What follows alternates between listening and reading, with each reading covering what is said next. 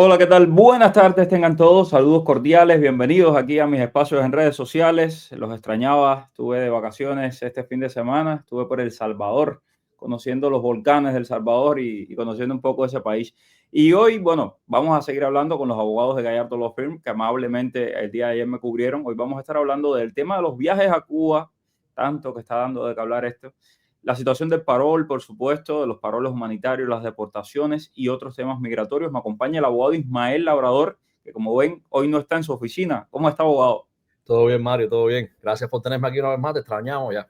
Sí. Siempre un placer. La semana que viene me van a tener que extrañar también porque tenemos un trabajo en Martí espectacular para la semana que viene y voy a estar unos días fuera, pero que sepan que voy a estar trabajando y voy a estar trabajando para todos por aquí. Gracias a todos que se van uniendo a la transmisión. Bueno, ahí veo que se van uniendo en Facebook y en las demás redes sociales. Vamos a hablar del tema de los viajes a Cuba. Veo que ya hay unos cuantos conectados. Es importante esto que vamos a hablar hoy. Yo quiero compartir con ustedes el testimonio de una cubana que ha sido replicado por varios medios de comunicación sobre su más reciente viaje a Cuba. Y lo que ella dice, vamos a ponerlo en contexto para que la gente entienda, eh, desde mi punto de vista, el peligro que hay detrás de todo esto. Vamos a escuchar el testimonio y después analizamos. Sí, mi vida, estuve 12 días en Cuba, recién llegué hoy. Fui por motivos familiares y realmente bien asustado porque hay mucha desinformación con este tema de Cuba y todo eso. En mi caso, la categoría de mi residencia es CU6. Yo no tuve que hacer asilo. Yo entré por frontera, pero me dieron un parol de 60 días y luego apliqué por la ley de ajuste cubano al año y un día. Vamos a partir de ahí. Ella dice, yo no hice asilo y entonces tengo una residencia CU6 por ajuste cubano y fui a Cuba y no tengo ningún problema por haber hecho eso. Hay mucha desinformación en las redes, dice ella. Yo quiero, el motivo por el que ella fue a Cuba fue a ver a su abuelita, que está muy mal de salud, al menos eso es lo que ella muestra en sus videos y desde aquí no es una crítica a la muchacha, no tiene nada que ver con ella, estoy utilizando el video y su experiencia para que se entienda lo que hay detrás de todo esto. Ella dice, no tiene nada que ver con asilo. Sí tiene que ver con asilo. La ley de ajuste cubano no es una ley porque los cubanos seamos los más lindos del universo y entonces los americanos quieran que vivamos en los Estados Unidos. Entiendan eso. Y esto es importante porque ahí está la esencia de la ley de ajuste cubano. Y cuando quites la esencia de la ley de ajuste cubano, vas a quitar la ley de ajuste cubano. Y este mensaje, de verdad, se los envío a todos mis hermanos cubanos. Entiendan lo que están haciendo, entiendan lo que están diciendo y entiendan lo que significa esto. Este mismo cuentecito ya lo vivimos con pies secos, pies mojados en el año 2015, 16. La dictadura cubana, ¿qué hacía? Decía, no, la gente se va por motivos económicos. Y allá iban los guanajos repitiendo, no, yo me voy por motivos económicos, yo me voy por motivos económicos. ¿Qué hizo el presidente Barack Obama? Derogó la política de pies secos, pies mojados. ¿Cuál fue la justificación que dio el presidente Barack Obama? Si ustedes no lo saben, se los digo yo, que estaba ahí y lo cubrí. Porque los cubanos hoy son iguales que el resto de los latinoamericanos y se van de Cuba por problemas económicos más que por problemas políticos. Eso fue. Entonces, caigan, caigan en el juego de la dictadura y van a terminar eliminando también la ley de ajuste cubano. Y yo quiero mostrar la ley de ajuste cubano para que entiendan que esto no es una cosa de que me lo invento yo, se lo inventa el abogado, se lo inventa alguien. No, ahí está. Esa es la ley de ajuste cubano. Y ahí lo dice, para Cuban refugees, para refugiados cubanos. No porque los cubanos seamos los más lindos del mundo que exista la ley de ajuste cubano. Entiendan eso. Eso es importante. Vamos a terminar de escuchar el testimonio y después vamos a escuchar al abogado lo que tiene que decir sobre esto. La categoría con la que tengo la residencia es CU6, no tiene nada que ver con asilo ni nada de eso. Cuando pasé por Miami, por la inmigración, realmente no me hicieron ninguna pregunta. Me pidieron el pasaporte en inmigración y me mandaron al cuartico. Y realmente en el cuartico a mí no me hicieron ninguna pregunta. Un oficial me llamó por mi nombre, me mandó ir por la puerta, por el número de la puerta que me mandaron, la 9, y ahí me entregaron mi pasaporte y ya me dijeron que ya, que saliera. Sí vi a otras personas que le estaban haciendo varias preguntas, como que por qué fueron a Cuba, dónde vivían aquí en Estados Unidos, por cuántos días fueron. Preguntas de rutina, pero realmente yo no vi a nadie que los dejaran ahí ni nada de eso. Preguntas y los dejaban pasar. Realmente yo les digo que tenga otra categoría, que no sea CU6 o otra que sea por reclamación o reunificación familiar, que no se arriesga a ir, que tenga asilo, que no se arriesga a ir, porque hay demasiada desinformación, hay demasiada incertidumbre. por el momento que no se arriesgue. Yo sé que a veces cuesta trabajo por los familiares, por los hijos, por las madres, pero es momento de estar un poco tranquilo. Muchas bendiciones y ojalá que se resuelva todo este problema que nos tiene a todos tan nerviosos. Pero bueno, en mi caso personal, yo tuve buena experiencia en el aeropuerto, todo bien. Bueno, ahí está. Abogado, sobre este tema de la ley de ajuste, sobre este tema de las personas con las idas a Cuba, su opinión legal de un abogado de inmigración. Bueno, número uno, las personas tienen que tener mucho cuidado con lo que amplían y los faltas de objetivo que son con el tema de la CU6 y el tema de la ley de ajuste cubano. Como bien Mario puso al principio, el propósito de la ley de ajuste cubano fue brindarles un ajuste de estatus o una vía de legalización a todos estos refugiados cubanos. Ese fue el propósito inicial de la ley de ajuste cubano. Ahora, a medida que han pasado los años, esta ley se ha usado por diferentes razones y para ajustar estatus por diferentes razones, principalmente razones económicas, como muchos cubanos han expresado y han dicho, y como bien Mario dijo, lo que sucedió con el presidente Obama. Ahora, las cosas están cambiando, los tiempos están cambiando. Tenemos una presidencia y sencillamente un volumen de personas que ha entrado que está poniendo en juego este estatus y esta ventaja que han tenido los cubanos. También todas las personas que entran a los Estados Unidos por la frontera, CBP-1, ilegal, buscando asilo en los Estados Unidos, son personas que técnicamente salieron huyendo de la isla. Entonces, un propósito está arruinando el otro. Entonces, cuando se crea toda la bulla y se crean todos estos videos y no tengan problema que con CU6 no hay situación, sencillamente corremos el riesgo de que la ley de ajuste cubano sea analizada. Si ya el propósito de la ley de ajuste cubano no era el cual con el que se creó, entonces podemos correr el riesgo de que la eliminen. Exacto. Entonces, ahí lo tienen. Es la palabra de un abogado de inmigración que estudió para esto. Pero no obstante a eso, les repito, con el tema de la ley de ajuste cubano. Recuerden lo que pasó en el 2017. Antes, los 3 años antes, eso fue constante. Problemas económicos, ¿no? Problemas políticos, no sé. ¿Qué pasó? Terminaron con pies secos, pies mojados. ¿Queremos que pase lo mismo con la ley de ajuste? Bueno, pónganse en función de repetir lo que la dictadura quiere, que además lo ha dicho públicamente, quiere eliminar esa ley. Entonces, ¿por qué? Porque evidentemente esa ley nos permite a los cubanos que estamos en los Estados Unidos tener un estatus y nos permite tener hoy un secretario de Estado que se llama Marco Rubio, que es cubano-americano y que le pone el dedo a la dictadura. Entonces, por eso la dictadura quiere destruir nuestra comunidad de esa manera. ¿Le vamos a hacer el favor? Díganlo ustedes mismos. No tengo nada en contra de que las personas vayan a Cuba a ver a su familia, no tengo nada en contra de nada de eso, pero sí tengo una cosa muy clara. Si usted dijo en la frontera de que usted venía huyendo de Cuba a los Estados Unidos y que necesitaba refugio y usted después regresa a ese mismo lugar de donde usted supuestamente iba huyendo, pues entonces usted, señora, va a ser considerado un mentiroso. Y hemos puesto aquí documentos, una y otra vez lo hemos hecho. Si quieren se los vuelvo a buscar y se los vuelvo a poner, de personas a las que le han negado la ciudadanía justamente por eso. Porque dijeron, y se los puse aquí en un documento, en Cuba me golpeaban, me hacían, me dejaban de hacer, y después tenían no sé cuántos viajes a Cuba. Y ahí el oficial de inmigración le dijo, te niego la ciudadanía por esto, raza. Entonces, cada cual que tome su decisión, pero que la tome informada. Que no digan que se echa miedo, no se echa miedo, es informarte. Después tú haz lo que te dé la gana. Al final tú tienes la libertad de hacer lo que tú quieras. Ok, vamos a, abogado, con el tema de parol. Sé que tenemos información de lo que le sucedió a una venezolana en Ohio, en un McDonald's.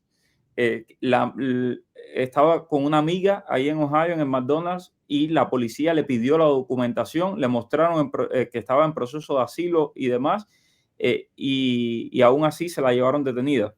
Sí, esto es algo que supimos en la oficina.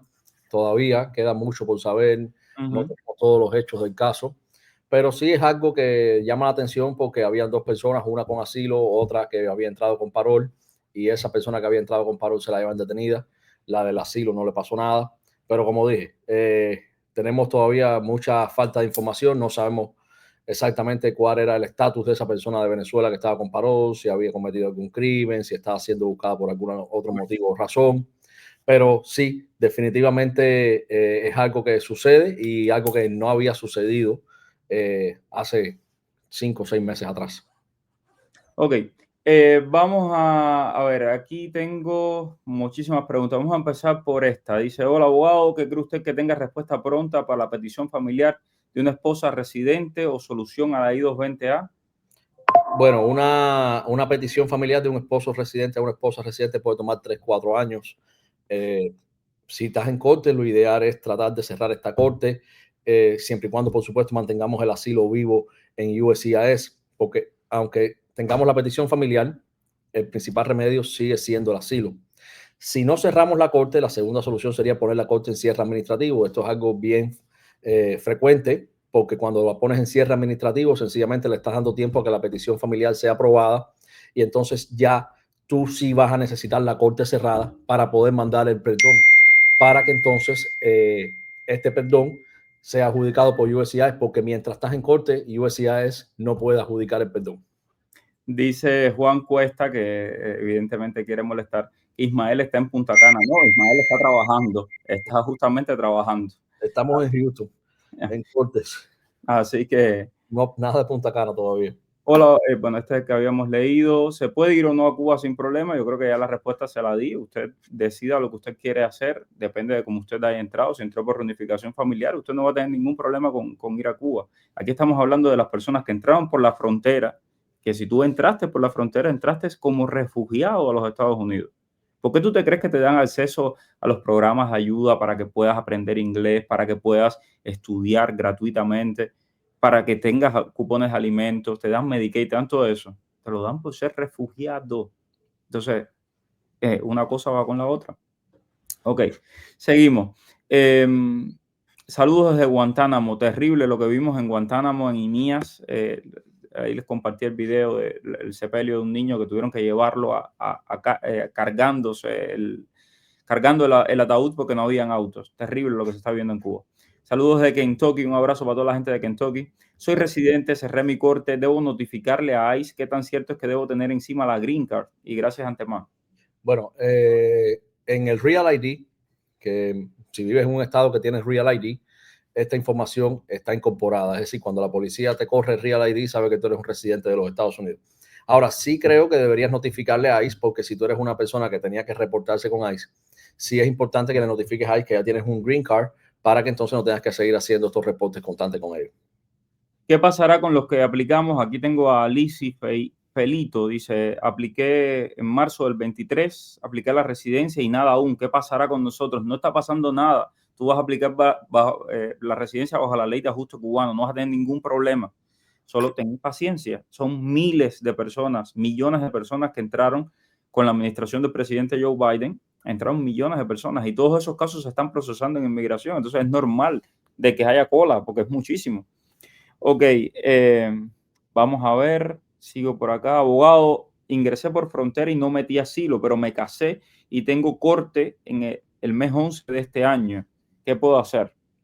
Bueno, el matrimonio no es una solución, no es un remedio y una defensa en contra de la deportación.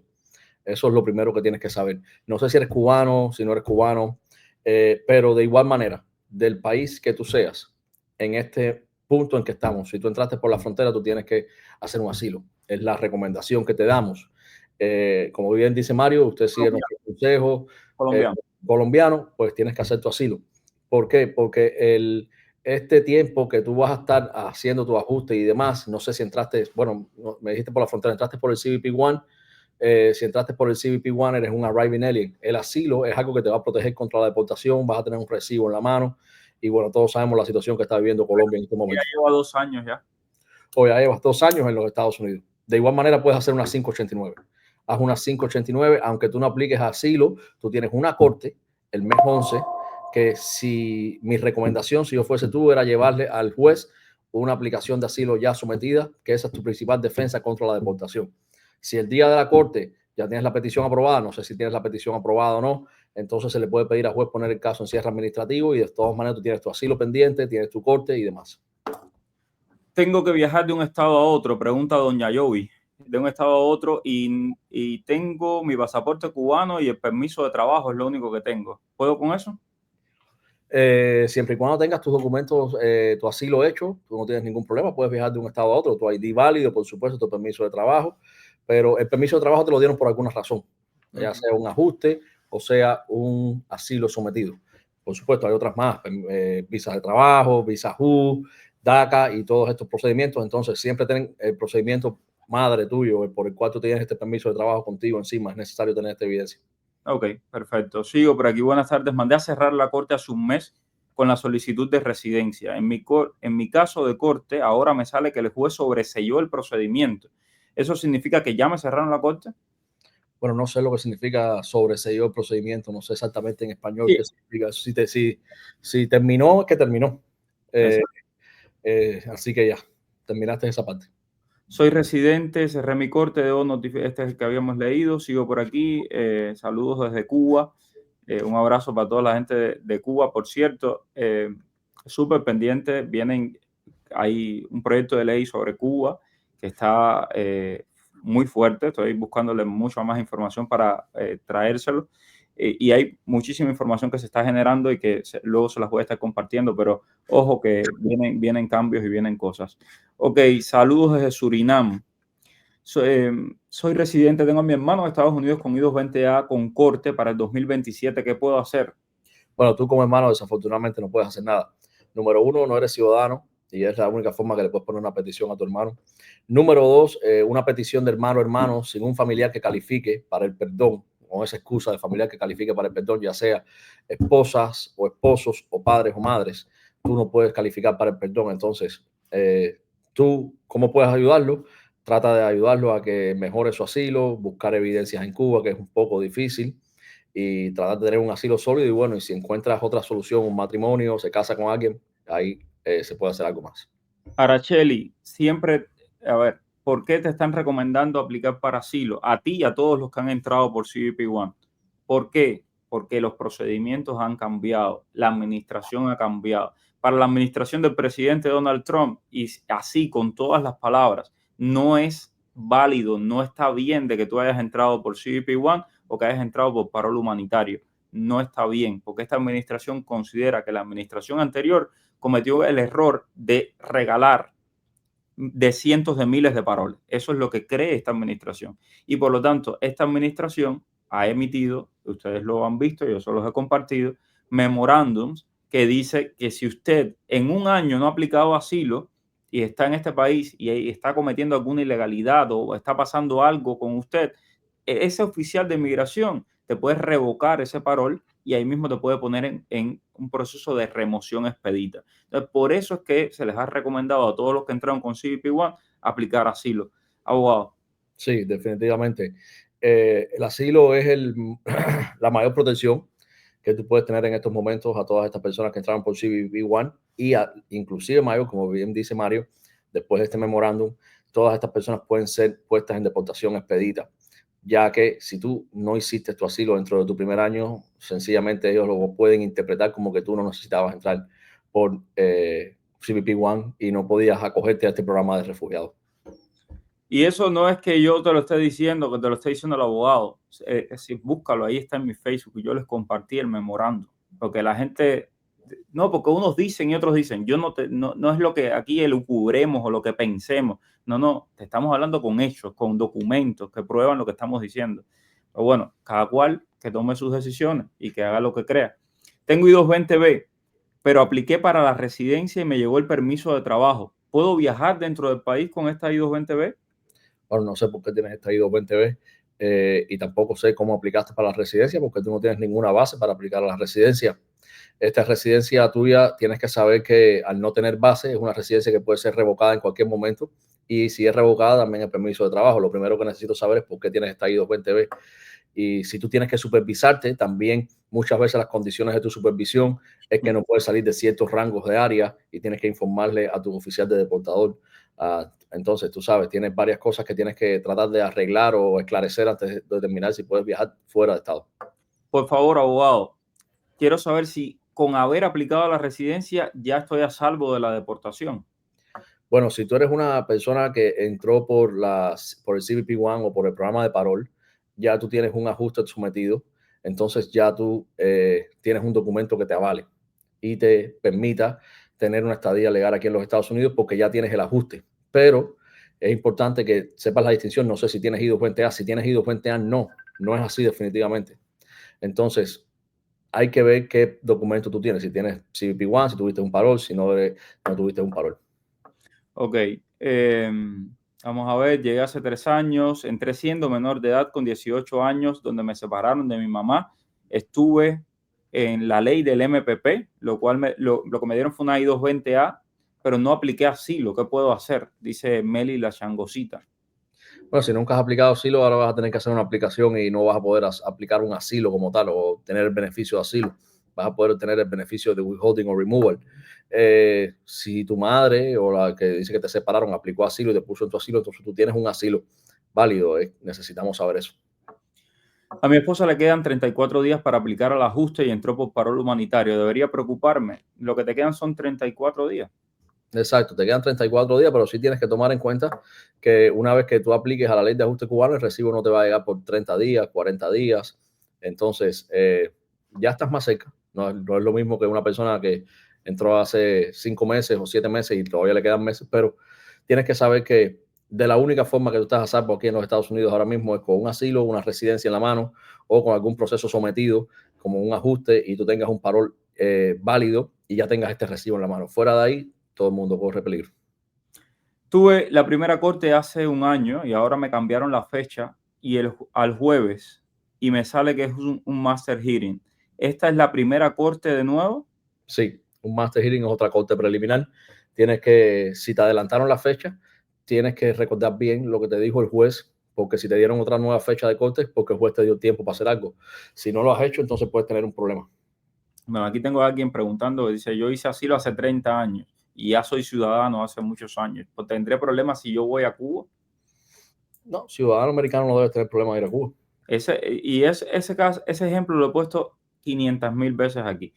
A los colombianos, huyendo de las guerrillas, le daban asilo, le daban refugio en los Estados Unidos. Ellos venían y se quedaban aquí y durante 5 años no iban a sus países, se hacían ciudadanos americanos y entonces podías ir a Colombia. Pero si tú estás por refugio, si tú estás por asilo, tú no puedes regresar al país del cual tú estabas huyendo. Se cae de la mata. Es evidente, digo, según las leyes de inmigración. Si tú vienes por otra manera, felicidades, pero si vienes por asilo, por refugio, digo, es lo que dicen las leyes. Soy cubano, entré por CBP-1 con corte cerrada, aplico mi residencia en los primeros días de marzo, debo aplicar asilo. Bueno, ya Eli, ya lo hemos respondido varias veces. Correcto. Vamos a ver. I-220A, 3 años en el país, residencia aplicada hace 1 año, derivativo de asilo de mi esposo.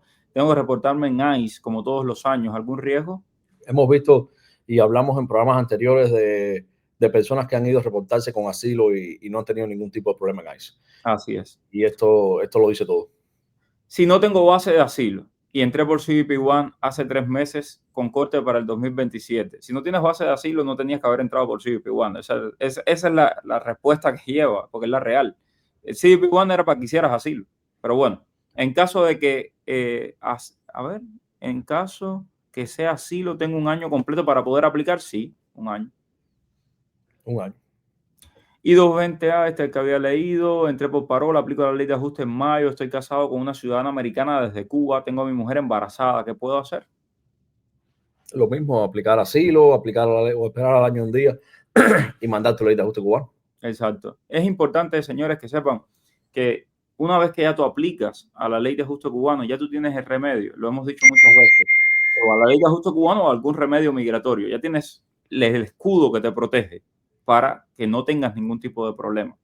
Pero en el camino a ese escudo es importante que te protejas lo más posible, o con un asilo, o haciendo las cosas muy bien, no cometiendo ningún tipo de delito, no, evitando cualquier tipo de problema de que te puedan llevar a tener un encontronazo con la policía, con los agentes migratorios, etcétera. Entonces, ojo con eso. Entré por CBP, tengo parol de 2 años, soy cubano, puedo... No entiendo lo que quieres decir aquí, Adrián. No te entendí. Sorry. No entiendo tu mensaje. ¿Cuándo va a empezar el programa MPP? no sabemos cuándo va a empezar el programa MPP. Hasta este momento no hay nada con respecto a eso. De hecho, parte del trabajo que voy a hacer la semana que viene es sobre este tema del MPP. Ya los tendré informados y ya sabrán con detalles, pero parte de lo que voy a hacer la semana que viene es esto, y por supuesto que estoy pensando y bien preocupado de lo que está sucediendo con tanta gente que está del otro lado de la frontera y que se quedó ahí esperando para ver si pueden pedir asilo. Soy cubana, mi esposo es mexicano y mi niña, cuando tenga residencia, podemos ir a México sin problema ninguno. I-220A, ¿habrá algún problema que viaje a Miami? Recordarte que el hecho que tengas I-220A no te impide viajar dentro de los Estados Unidos. Ahora, yo te recomiendo que y espero que lo tengas. Y casi todos los I-220A tienen su asilo hecho y todos sus documentos en regla, así que no tienes problema ninguno. Desde septiembre tendría que aplicar a la residencia, lo voy a hacer ahora, entré por CBP-1. ¿Qué me recomiendas? ¿Que lo hagas ya? Que lo hagas ya, no sé por qué te has demorado tanto. Exacto, que lo hagas ya. A ver, vamos a ver por acá. Las personas que entramos por parol de 60 días y que ya tenemos residencia, tenemos problemas de viajar a Cuba. Yo creo que tienes que buscar el live al inicio. Ahí expliqué todo el tema de viajar a Cuba. Está más que claro. Cada cual que decida lo que debe hacer y lo que quiera hacer según su corazón y según su entendimiento. Pero las leyes son claras. O sea, yo no entiendo por qué las personas la complican. Soy residente ya con corte cerrada. Quiero saber si se cerró el asilo cuando la jueza me cerró la corte. No obstante, el abogado Wilfredo Allen me dijo que sí, pero yo tengo esa duda, abogado y Mario. Pues Willie Allen tenía la razón. Tiene la razón. Cuando a ti te cierran el asilo en la corte, todos los documentos que tú tienes en la corte sometidos automáticamente se cierran y se eliminan. Es decir, te quedas sin asilo. Ok, soy cubano y entré por CBP. Tengo 2 años de parol. ¿Puedo esperar? Y si me revocan el parol, entonces aplicar asilo. Llevo 7 meses en el país. Tú puedes hacer lo que tú quieras, pero esas no son las recomendaciones que estamos dando nosotros. El parol ahora no lo han revocado, no han dicho nada de la revocación, sí han dicho de las personas que tienen menos de 2 años en Estados Unidos, sí han hablado de la intención del presidente Trump de revocar de los paroles bajo estos programas que él considera que fueron programas ilegales. Entonces, es una decisión personal, pero ese consejo que tú estás pidiendo no es la recomendación de nosotros. La recomendación de nosotros va a seguir siendo la misma que hemos dado desde hace ya casi más de 15 días cuando esto empezó a cambiar todo. A ver, ¿cómo decirles? Yo creo que esto se los he dicho antes aquí. Lo que estamos viviendo en la actual administración es trepidante. Es una cosa que todo cambia de un momento a otro. Las cosas están cambiando constantemente. Y estamos viendo cosas que nadie se imaginó. Es decir, nadie se imaginó que de un día a otro terminaran con una agencia federal. O de un día a otro el presupuesto de educación ahora lo van a reducir en 900 millones. Son cosas que nunca nadie se imaginó, pero que ahí están. Nadie se imaginó que pactaran con Maduro para enviar de vueltas a venezolanos a Venezuela. Te vamos a mandar los delincuentes. ¿Cómo me mandan a los delincuentes si los que están allá en el poder son delincuentes? O sea, las cosas que están pasando tienen a todo el mundo sorprendido. Entonces hay que estar muy pendientes de todo esto. Tuve un máster hace un año, me cambiaron al juez y me sale que tengo otro máster. Es la primera corte, no me la adelantaron mucho, solo un mes. Sí, es otra corte preliminar. Ok. ¿Qué pasa con estas cortes preliminares? ¿Cuál es la recomendación, abogado? Tener un abogado. Hemos visto especialmente en estas personas que entraron por el CBP-1 que tú haces la corte preliminar. El juez te dice, tienes que aplicarme asilo para de aquí a 30 días o tienes que aplicarme asilo para la próxima corte preliminar. Llegas a la próxima corte preliminar, no aplicaste a nadie, el juez te está dando una orden de deportación. De igual manera, en estas cortes preliminares siempre se toman las alegaciones, se ponen las fechas límites, le dices al juez para qué país te van a deportar, cuando seas deportado, si eres deportado. Si tú dices que vas para Cuba, entonces tú estás contradiciendo de tú mismo. Es decir, hay muchos tecnicismos que ocurren en estas cortes, que aunque las personas piensen que no es importante tener un abogado, son errores que te pueden afectar después en un futuro. El FAFSA podría contar como carga pública para un aplicante de ley de ajuste cubano y futura petición familiar. Bueno, si me estás hablando de FAFSA, es que tú pediste dinero para prestar para estudiar aquí en los Estados Unidos. Ujú. No es que tú estás cogiendo dinero. Exacto, eso es para estudiar, eso no es que sea una carga pública, eso es para estudiar, y eso no cuenta como carga pública. Por favor, mis padres entraron con una visa de turismo hace 6 meses, se quedaron en el país, ¿podrían aplicar a la ley de ajuste cubano? Sí. Sí, claro, por supuesto, por supuesto. Bueno, se nos acabó el tiempo. Sé que el abogado está ocupadísimo ahí, está en Houston, justamente está trabajando y por supuesto desde aquí vamos a seguir cubriendo todo lo que está ocurriendo con el tema de migración. Como siempre les pido, suscríbase al canal de YouTube, manténgase informado y aquí estamos al pendiente. Gracias, abogado. Nos vemos pronto. Dime cuál es el periodista que está en el boom. Es Mario Rincón. El periodista que te trae toda la información. Es Mario Rincón. El periodista de la radio y la televisión. Es Mario Rincón. Habla de temas cubanos hasta de migración. Mario Rincón. Oye, dale, conéctate y comparte. Déjame un like. Dale, comparte. Dale, conéctate y comparte.